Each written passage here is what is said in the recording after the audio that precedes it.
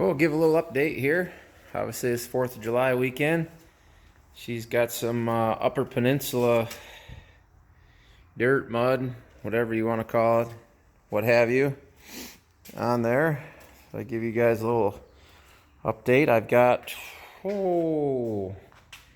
don't know, probably 750 miles on this thing now. Put another 250 on it the last couple days. Nothing killing. Met up with some nice people at a campground in Crystal Falls, Michigan, which I've never rode side by side there. I've been snowmobiling all over the UP, but yeah, we didn't kill it. My sweet glass mirror, which I don't recommend, is broken. It's a nice piece.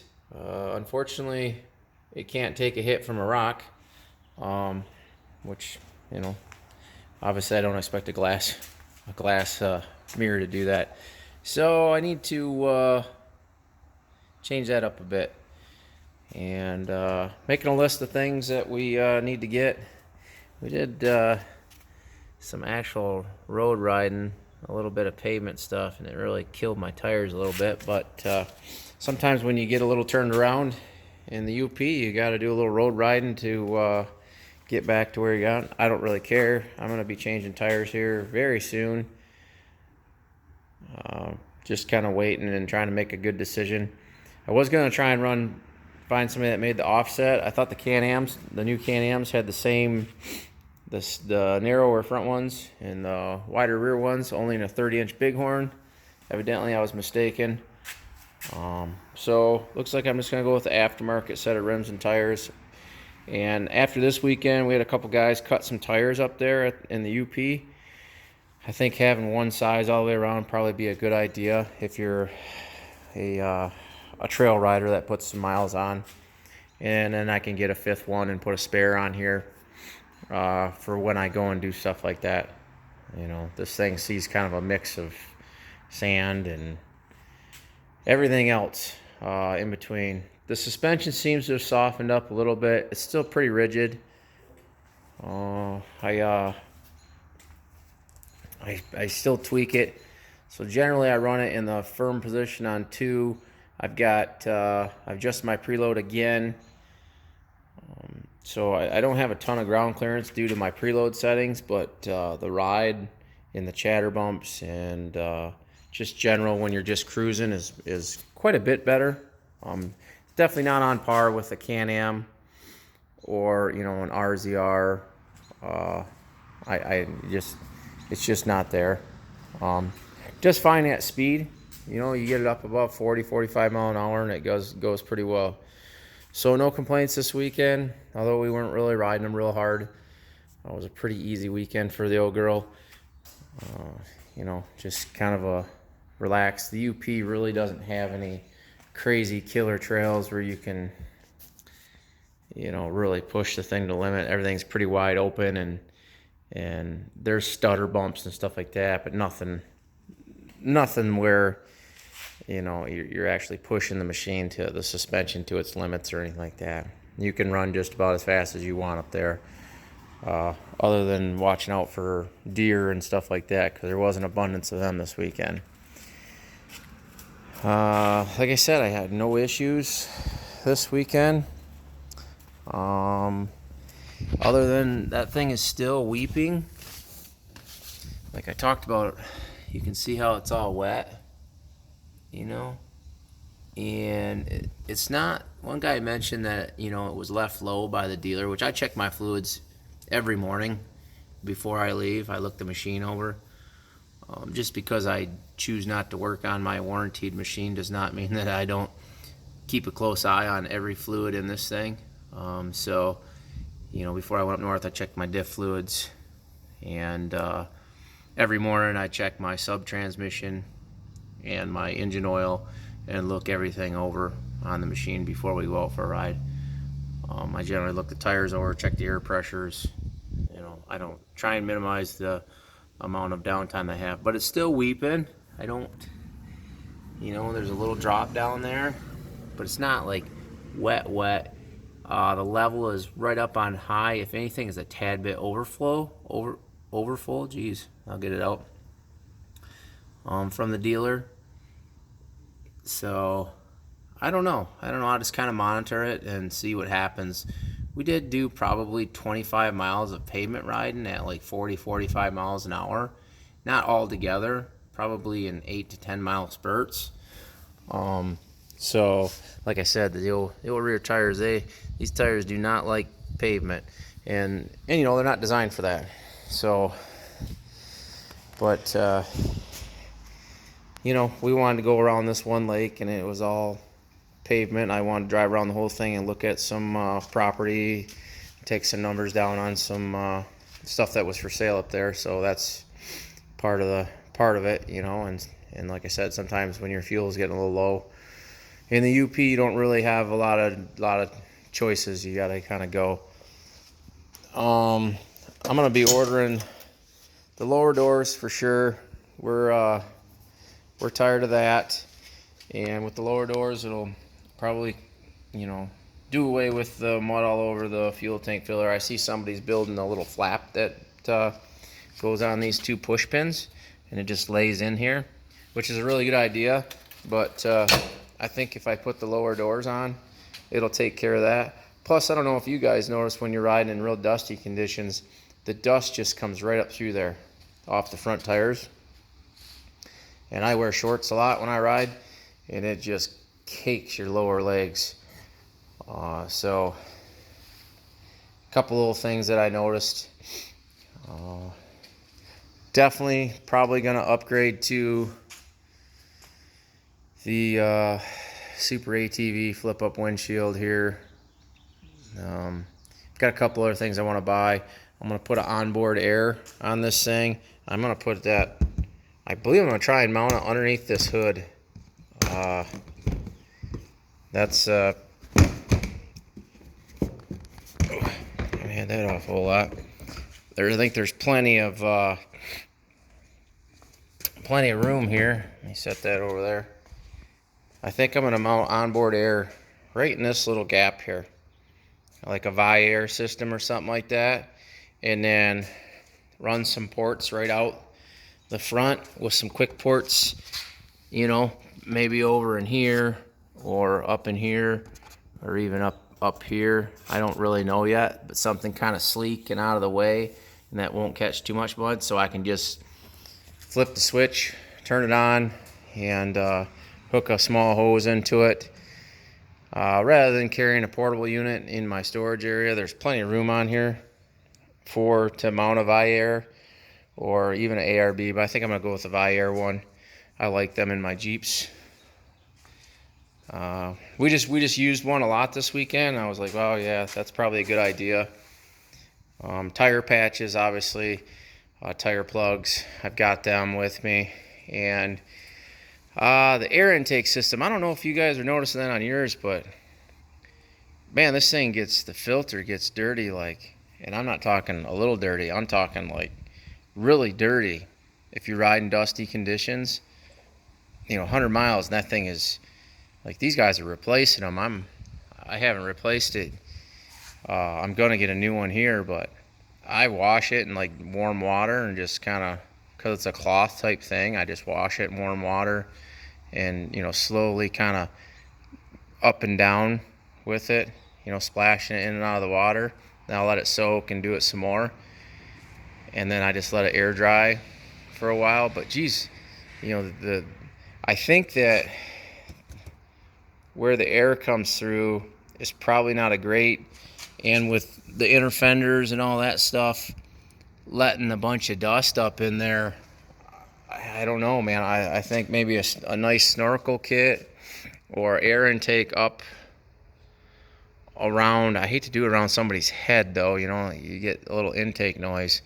So gonna have to do something with that, because I can't, I mean, a filter every 100 miles just seems kind of excessive to me. But maybe that's the norm. You know, I've never owned a side-by-side.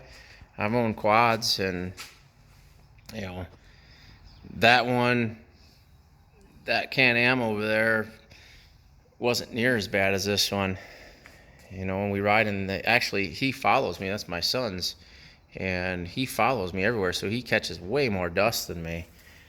So, you know, I just was kind of really shocked at how much dust was, you know, how packed up the filter gets after a short ride. Because I checked it, and then I was like, man, this thing is dirty. So I cleaned it before I left.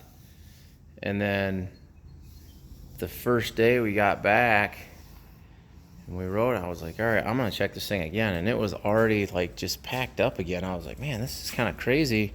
I'm leading like 100% of the time. I wasn't even riding with anybody. And the filter was just, you know, and it wasn't even that dusty. I was like, man, that's kind of crazy. So I don't know if you guys are having that issue with yours, but it seems like you'd be able to get, you know, at least 300 miles out of a filter. You know, Christ, I can't see. These guys are saying they replace their filters every 100 miles at whatever they cost, $70 or $80. Christ, I would go through 2 to 3 filters a weekend, you know, when I go up and rip. So I can't. That's insane. So I guess I should read my owner's manual a little bit. I know that sounds retarded, but you know, like most men, I don't read anything until I need to know about it. So yeah, I mean it's ripping. Everybody likes it. I rode with. I actually got to drive a Wildcat, and I did not like that. You know, I got really nothing good to say about the Arctic Cat Wildcat. So I put some miles on that, and was it 2017? I think it was. Yeah, I'll pass on that machine. There's nothing I liked about it. So, not for me at all. The good news is the people that, you know, they were just some people we met in the UP, and we rode with them one day. And I guess they're going to go buy Talon. They really liked our Talon. So, you know, that's kind of cool. Most people just like it because it's so quiet and you're able to talk. They got communicators and all this stuff, so they can, when they're going down the trail, they can talk. I'm like, I don't need that. I mean, me and my wife can hold a conversation at 45 miles an hour, and you don't really have to speak up a whole lot. You know, I've got these shitty little JBL things, speakers, and you know, you don't even have to turn it up. You can listen to them going down the trail.